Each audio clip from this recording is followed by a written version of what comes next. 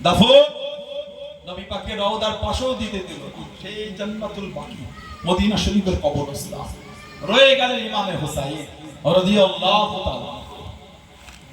ইমামে হুসাইন রাদিয়াল্লাহু তাআলা কি মাকাম আল্লাহ দিয়েছে, কি সম্মান। সাহাবারা এত ভালোবাসতেন, সাহাবারা এত মহব্বত করতেন। হযরত ওমর ফারুকের দরবারে চলে গেলেন। ও জওয়ান, ও আমার মুরব্বি বাপ জনাব হযরত ওমর ফারুক রাদিয়াল্লাহু তাআলা আনহু হুজুরে আওলাদ হযরত আব্দুল্লাহ দরওয়াজা খানে দাঁড়িয়ে আছেন। হযরত হুসাইন রাদিয়াল্লাহু তাআলা আনহু দরওয়াজা কাছে চলে গেলেন। আমি একটু ভিতরে যাব, আমি একটু ভিতরে যাব। হযরত আব্দুল্লাহ জানিয়ে দেন আমার আব্বা জান আমাকে নিষেধ করেছেন, তবে আপনি গেলে যেতে পারেন। আমি যেতে পারবো না, আপনি নবীর আওলাদ, আপনি যেতে পারেন। ইমাম হুসাইন বলে থাক, মসজিদে দেখা হয়ে যাবে। হুজুর ফিরে গেলেন। হযরত ওমর ফারুক ভেতরে মিটিং শেষ করে বাইরে বারো করে জিজ্ঞাসা করে কেউ এসেছিল? জবাব দিলেন ইমামে হুসাইন এসেছিলেন। কি হলো? ওনাকে বললাম ভিতরে গেলেন না, মানে মসজিদে ঢুকে ফারুকে আযম নবীর আওলাদের ঘরে ছুটলেন, ইমামে হুসাইনের কাছে ছুটলেন। আই নবীর আওলাদ, হুজুর আপনি যে নবীর আওলাদ, হুজুর আমার রুমে ঢোকার জন্য আপনার কোনো অনুমতি লাগবে না। আপনি যে নবীর আওলাদ, আপনি আওলাদে রাসূল, হুজুর কি আদেই maaf করেন। হুজুর বলেন আমি ওমরের উপরে হুকুমটা কি আছে। সাহাবারা এত সম্মান করেছে, সেই ইমামে হুসাইনকে শহীদ করেছে কারবালার মরু ময়দানে। কারবালার মরু প্রান্তে ৭২ জন বা ৮২ জন কাফেলাকে নিয়ে হুজুর রওনা হয়ে গেলেন। হুজুর রওনা হয়ে মদিনা শরীফে থাকতেন। হুজুরের পিছনে লেগে গেল, শহীদ করে দিলেন। হুজুর নবী পাকের রওজা শরীফের কাছে গিয়ে কাঁদছে, নানা জান আপনার হুসাইনকে আপনার এই মদিনায় থাকতে দিল না। নানা আপনার হুসাইনকে এরা আপনার মদিনা শরীফে থাকতে দিল না। নানা জান আমি আপনার মদিনা শরীফ ছেড়ে চলে যাচ্ছি, কতটা কষ্ট হয় আপনাকে ছেড়ে যেতে, কিন্তু এরা থাকতে দিল না।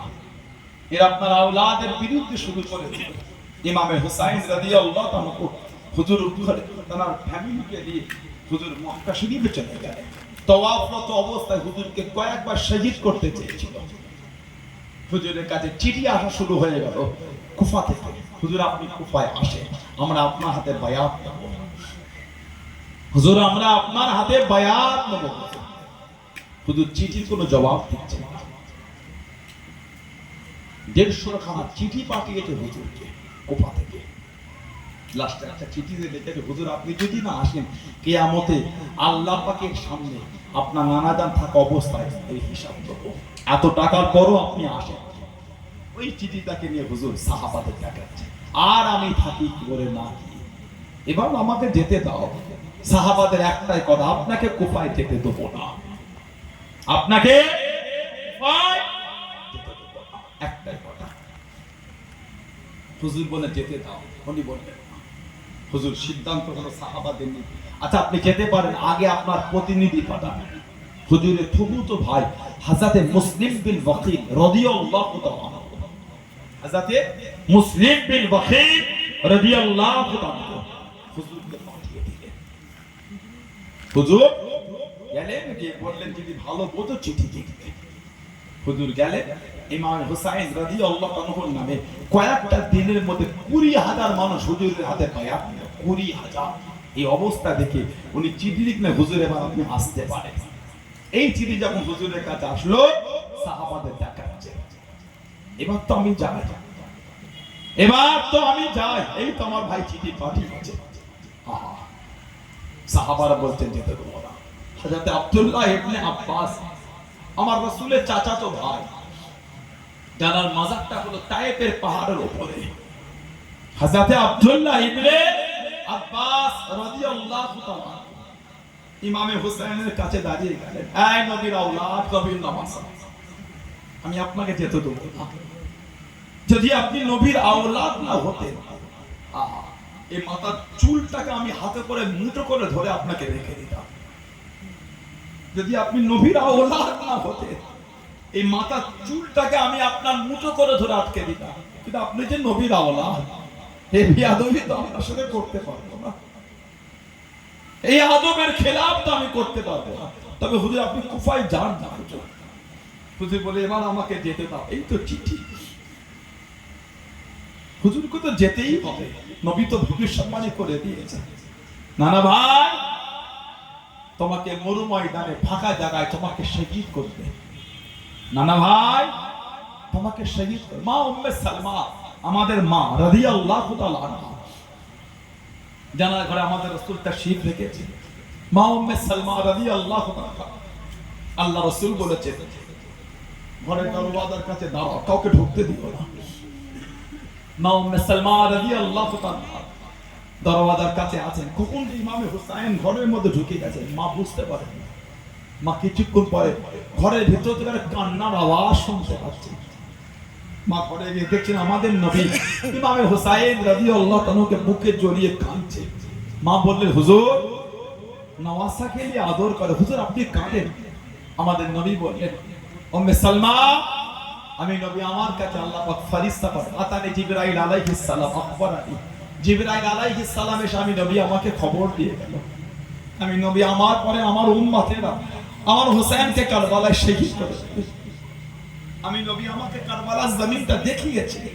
উম্মে সালমা, এই মাটির টুকরোটা আমি নবী আমাকে কারবালার জমিন থেকে এনে দিয়েছি, এই মাটির টুকরো রেখে দাও। যেদিন থেকে মাটির টুকরো রক্তে লাল হয়ে গেছে, সেদিন থেকে কারবালা আমার হুসাইনকে শহীদ করে দিয়েছে। 60 হিজরি 61 হিজরি কম বেশি। মা উম্মে সালমা মদিনা শরীফে দুপুর বেলায় শুয়ে আছে, তিরমিজি শরীফে এসেছে। আমাদের মা দুপুরে শুয়ে আছে, নবীকে স্বপ্ন দেখছেন, রাইতু ফিল মানাম, খব দেখছেন আমাদের নবীকে। ওয়া আলা রাসিহি ওয়া আলাইহিয়াতিহি তুরাব, ওয়া আলা রাসিহি ওয়া আলাইহিয়াতিহি তুরাব, আমার নবী পাকের শির মুবারকে দাড়ি মুবারকে সব মাটি লেগে আছে, ধুলো। মা উম্মে সালমা, মালাকা ইয়া রাসূলুল্লাহ, মালাকা ইয়া রাসূলুল্লাহ, হুজুর আপনার কি হয়ে গেল? ওয়ালা রাসিহি ওয়া আলাইহিয়াতিহি তুরাব, মা ইয়া রাসূলুল্লাহ, হুজুর আপনি কাঁদছেন, চোখে পানি, আপনার পুরো জিসিম শরীফে ধুলো, দাড়ি মুবারকে ধুলো, শির মুবারকে ধুলো, মা ইয়া রাসূলুল্লাহ, হুজুর আপনি কেন কাঁদেন? আল্লাহ রাসূলকে দেখে বলে উম্মে সালমা, শহীদ কবলাল হুসাইন আনিফা, আমি রাসূল এখনই দেখলাম আমার হুসাইনকে কারবালায় শহীদ করে দিয়েছে। শহীদ কবলাল হুসাইন আনিফা, আমি নবী এখনই দেখলাম আমার হুসাইনকে কারবালায় শহীদ করে দিয়েছে। হযরত আব্দুল্লাহ ইবনে আব্বাস রাদিয়াল্লাহু তাআলাকে নবী একটা শিশি দিয়েছিলেন, শিশি, এটা রেখে দাও, যেদিন দেখবে শিশিরা রক্তে লাল হয়ে গেছে, সেদিন দেখবে কারবালা আমার হুসাইনকে শহীদ করে দিয়েছে। উনি দুপুরবেলায় মক্কা শরীফে শুয়ে আছেন, আমার রাসূলকে খবর দেখছেন, ওয়া আলা রাসিহি ওয়া আলাইহিয়াতিহি তুরাব, নবী পাকের শির মুবারকে দাড়ি মুবারকে ধুলো লেগে আছে। জিজ্ঞাসা করলেন মা ইয়া রাসূলুল্লাহ, হুজুর আপনি কেন কাঁদেন? মালাকা ইয়া রাসূলুল্লাহ, হুজুর আপনার কি হয়েছে? নবী পাক হাতে একটা শিশি, হুজুর এই খুন কিসের খুন হুজুর? নবী পাক বললেন দামে হুসাইন ও আসহাবিহি, এই রক্ত হলো আমার হুসাইন আর আমার হুসাইনের সাথী সঙ্গীদের রক্ত, আমি নবী কারবালা থেকে তুলেছি। আব্দুল্লাহ ইবনে আব্বাস রাদিয়াল্লাহু তাআলা ঘুম থেকে উঠে ছুটে গিয়ে সেই শিশটার কাছে গিয়ে দেখছে গোটা শিশটা রক্তে লাল হয়ে গেছে। কোন ইমামে হুসাইন রাদিয়াল্লাহু তাআলা, নবী পাক কত ভালোবাসেন। আল্লাহ নবী হুজরা শরীফ থেকে বার হয়ে গেলেন, ও যুবকেরা, ও আমার মুরব্বি বাবারা, আল্লাহ নবী হুজরা শরীফ থেকে বার হয়ে গেলেন। আল্লাহ নবী হযরত ফাতিমা রাদিয়াল্লাহু তাআলা আনহা বাড়ির পাশ থেকে টুকটুক করে চলে যায়। আল্লাহ নবীর নূরের কান মোবারকে আওয়াজ এসে গেল, হযরত হাসান হযরত হুসাইন রাদিয়াল্লাহু তাআলা আনহুমা কানে। আল্লাহ নবী দাঁড়িয়ে গেলেন, আল্লাহ নবী দাঁড়িয়ে গেলেন। ও যুবকেরা, আল্লাহ আল্লাহ নবী দরওয়াজার কাছে চলে গেলেন। ও মা ফাতেমা, আমি নবী কি আসতে পারি? লাব্বাইকা রাসূলুল্লাহ। আব্বাজান ভিতরে আসেন। আল্লাহ নবী ভিতরে গেলেন। আল্লাহ নবী ভিতরে গেলেন। আল্লাহ নবী জিজ্ঞাসা করলেন, আল্লাহ নবী জানতে চাইলেন, ও মা ফাতেমা, আমি নবী, আমার হাসান কেন কানে, আমার হুসাইন কেন কানে রাদিয়াল্লাহু তাআলা আনহুমা? আমি নবী, আমার হাসান হুসাইনের কান্না কানা আমি রাসূলুল্লাহ সহ্য করতে পারি না। ইন্নাল বুকা ইউজুনি, ইন্নাল বুকা ইউজুনি। আমি নবী, তাদের কান্না কানা আমি নবী, আমাকে বড্ড কষ্ট দেয়। তুমি বলুন সুবহান। নবী এত ভালোবাসতেন, ওনাদের কান্নাটা নবী কষ্ট পেতেন। হে ইমামে হুসাইন, হুজুর আমার বার হয়ে গেল, হুজুর আমার জিলহাদ মাসে বার হয়ে গেল, আরবি মাসের শেষ মাস। কম বেশি 800 মাইল রাস্তা এক মাস ধরে হেঁটে হেঁটে গিয়েছিলেন। 800 মাইল রাস্তা। যেদিন রাতে কারবালায় গেল, বারবার রাস্তা ভুল হয়, বারবার রাস্তা ভুল হয়। হুজুর বললেন, থামো, যেও না, ফজর হোক, নামাজ পড়ে লোকে জিজ্ঞাসা করলো যাবো রাস্তা। ফোরাত নদীতে উযু করে ফজরের নামাজ পড়লেন, পরিষ্কার হয়েছে। জিজ্ঞাসা করলেন জায়গাটার নাম, লোকে জবাব দিল জায়গাটার নাম হলো কারবালা। হুজুর বললেন যাওয়া যাবে না, এই সেই কারবালা, আমার নানা আমাকে ভবিষ্যৎবাণী করেছে। হুসাইন, তোমাকে যেখানে শহীদ করবে জায়গাটার নাম হলো কারবালা। খোটো খোটো তাবু লাগানো, তাবু লাগানো হচ্ছে, খিমা কিতাব এসেছে। কারবালায় যখন খিমার খোটোটা পোতা হচ্ছে, কারবালার জমিন থেকে টাটকা রক্ত উঠছে, খুন। হুজুর, কারবালার জমিন থেকে রক্ত বার হয়। হুজুর বলে ভয় খেও না, এমন একটা দিন আসছে সব আমরা এই জমিনে কাতারে কাতারে শুভ। দিনটা ছিল মুহররম মাসের 9 তারিখ, যেটা আশুরার রাত বলা হয়। হুজুর আমার খিমার মধ্যে শুয়ে আছে। হুজুরের সৎ ভাই ছিলেন হযরতে আব্বাস, ছেলে খোদা হুজুরের অন্য পক্ষের ছেলে। হযরতে আব্বাস রাদিয়াল্লাহু আনহু ছুটছেন, ভাইজান হুসাইন ওঠে। হুজুর জিজ্ঞেস কি ওঠে, কি হলো আব্বাস? হুজুর, ওই এজিদ বাহিনীরা চলে আসছে আমাদের সঙ্গে যুদ্ধ করতে। হুজুর বলে আসতে দাও, আমাকে ডাকে কেন? তুমি জানো কি ভাইজান, আমি আমার নানা জানের সাথে একটু কথা বলছিলাম। বলুন না সুবহানাল্লাহ, জোরে বলা গেল না সুবহানাল্লাহ। ইমামে হুসাইন রাদিয়াল্লাহু আনহু খিমা থেকে বার হলেন। এই এজিদের লশকরেরা, নবীর আওলাদের সঙ্গে যদি লড়ার ইচ্ছা হয় আজকে না কালকে এসো। আমি হুসাইন কিন্তু তোমাদের কিছু ক্ষতি করিনি। যদি আমার সঙ্গে এতই লড়ার ইচ্ছা হয় আজকে না কালকে এসো। আজকে লড়বো না, আজকে একটু মন খুলে আমি আল্লাহর ইবাদত করব। বলুন না সুবহানাল্লাহ। কিতাব এসেছে নবীর আওলাদদের জন্য কারবালায় ওই 9 মুহররমের রাতটা আল্লাহ 1000 মাসের থেকে আল্লাহ উত্তম বানিয়েছে। সুবহানাল্লাহ। আল্লাহ পাক ফজরের রাত কোরআন শরীফে আমাদের জন্য বলে লাইলাতুল কদরি খায়রুম মিন আলফি শাহর। ফজরের রাত 1000 মাসের রাতের থেকে উত্তম। আল্লাহ নবীর আওলাদদের জন্য কারবালার ওই রাতটাকে আল্লাহ 1000 মাসের থেকে উত্তম বানিয়েছে। জোরে বলুন না সুবহানাল্লাহ। হুজুর বলে আজকে না কালকে এসো। ইমাম হুসাইন রাদিয়াল্লাহু আনহু হুজুর ফিরে গেলে মাগরিবের সময় হয়ে গেল। মাগরিবের নামাজ আদায় করতে হুজুর মাগরিবের নামাজ আদায় করে সাথী সঙ্গীতের ডাক দিলেন। আহা, হুজুর ডেকে বললেন এদের রাগ আমার উপরে, তোমাদের উপর না। এদের রাগ আমার উপরে, তোমাদের উপর না। আমি তোমাদের খুশি মনে বলছি, তোমরা যে যার মতো চলে যাও, আমার কোনো দুঃখ নাই।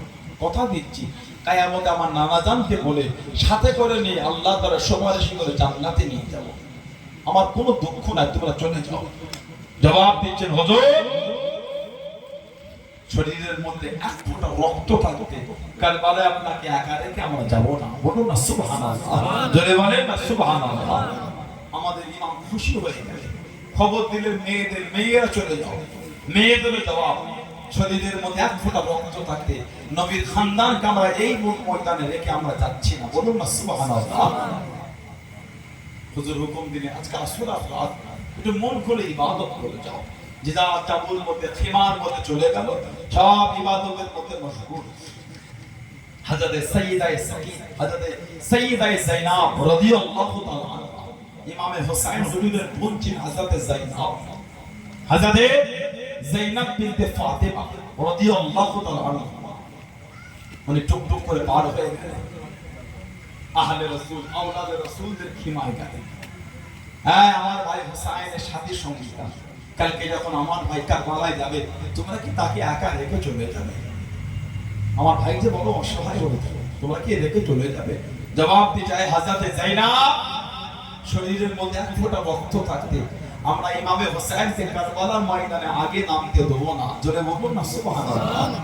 খুশি হয়ে গেলেন, অন্য তাবুতে গেলেন, জিজ্ঞাসা করলেন, আয় আমার ভাই সাথী সঙ্গীরা, কালকে যখন আমার ভাই কারবালায় যাবে, তোমরা কি তাকে রেখে চলে যাবে? জবাব দিয়ে যায় হযরত যায়নাব, শরীরের মধ্যে এক ফোঁটা রক্ত থাকতে আমরা হযরত ইমামে হুসাইনকে কারবালার ময়দানে আগে নামতে দেবো না। বলুন না সুবহানাল্লাহ। হযরত যায়নাব রাদিয়াল্লাহু তাআলা আনহা উনি তাবুতে ফিরে গেলেন। এই যে তাবু থেকে বার হলেন, ইমামে হুসাইন বার হলেন, দুজনের মধ্যে এক লামহার জন্য মোলাকাত। হযরত যায়নাব একটু হেসে ফেলেছিলেন। এই যে ওনার সাথী সঙ্গীরা এই যে ওনাকে ওয়াদা দিয়েছে, ইমামে হুসাইন বললেন, যায়নাব, যেদিন থেকে বার হয়ে মক্কা শরীফ থেকে তোমাকে হাসতে দেখি, সমস্ত ঘটনা বলে হুজুর বলে যাও, খেমায় যাও, একটু ইবাদত করো। গোটা কারবালা জমিন আল্লাহর জিকিরে মুখরিত হয়ে আছে, নামাজে, তিলাওয়াতে, তাসবিহে, তাসবিহ গুনগুন আওয়াজ, কোরআন শরীফের তেলাওয়াত মুখরিত। হযরত যায়নাব রাদিয়াল্লাহু তাআলা আনহা জিকির করতে করতে, তাসবিহ পড়তে পড়তে, ইবাদত করতে করতে তার চোখ দুটো একটু জুড়ে এসেছে। এক লামহার জন্য হযরত যায়নাব দেখছেন গোটা কারবালা জমিনটা আলোয় আলোকিত হয়ে গিয়েছে। বলুন না সুবহানাল্লাহ। হযরত যায়নাব দেখছেন অগণিত হুর কারবালার ময়দানে নেমে এসেছে। কে জানে একজন মহিলা বসে বসে কারবালা জমিনের এক জায়গায় ঝাঁট দিচ্ছে, ধুলোগুলোকে সাফ করছে, পাথরগুলোকে কুড়িয়ে কুড়িয়ে এক জায়গায় জড়ো করছে। হযরত যায়নাব জিজ্ঞাসা করলেন, কে মা? কারবালা জমিন ঝাঁট দিচ্ছেন, পাথর কুড়াচ্ছেন, কে মা এই গভীর রাতে?